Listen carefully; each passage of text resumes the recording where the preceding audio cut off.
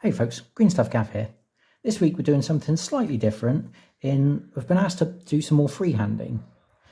Now, my father served in the Royal Corps of Transport for the United Kingdom, and as part of the service he trained in and drove a Saracen APC. Now, he's received this little matchbox car, which is the sort of thing you use for gaslands, and has just asked that we put his regiment, the Royal Corps of Transport insignia, right on the front here.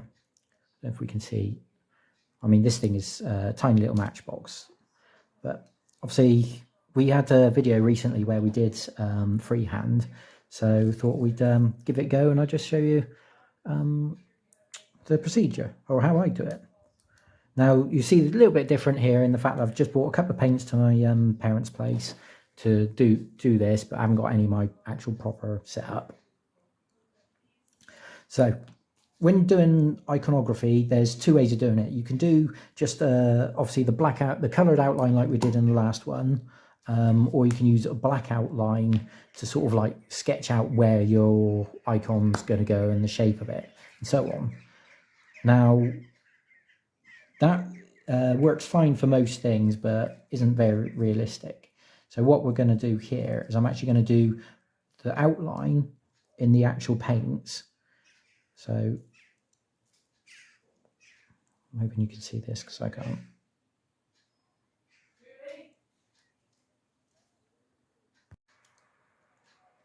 So just gonna, for those that don't know, the Transport Corps insignia is a rectangle which is halved blue and yellow. So we can see here I've just put the basic blue down. Now it's very dark, we might not see it very well, but that's because this is effectively being worked as an undercoat. So going on to Deathclaw Brown for the yellow, just like we did in the Painting Flames video, because this is so dark that it might as well be over black as far as yellow is concerned. We're just gonna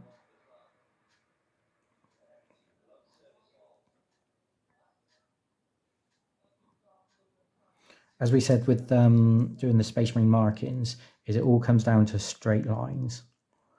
We work it out as straight lines and then fill them in.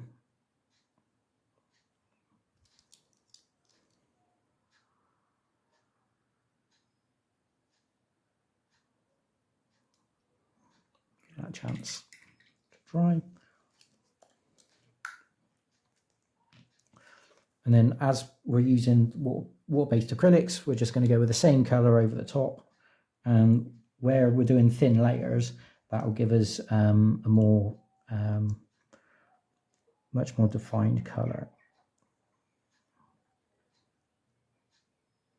Thankfully, working on something so small means the paint dries really quickly.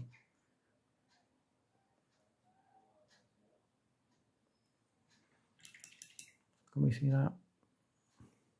Can't really see the camera this setup, so I'm assuming you can see that because I can't.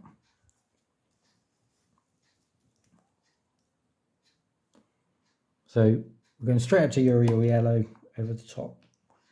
I'm going to mix that with a touch of Deathclaw just to give us some slight stability to the colour.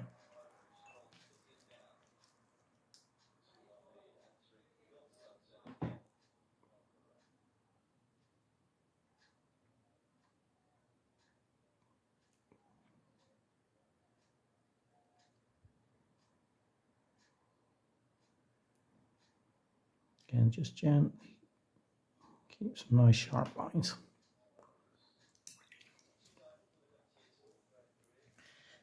Then for the blue, we're going to go up a shade.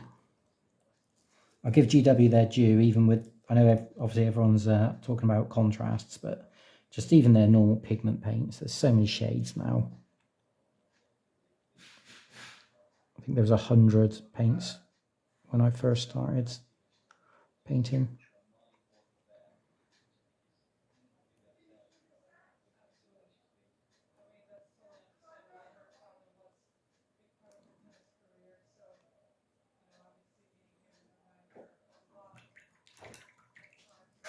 There we go.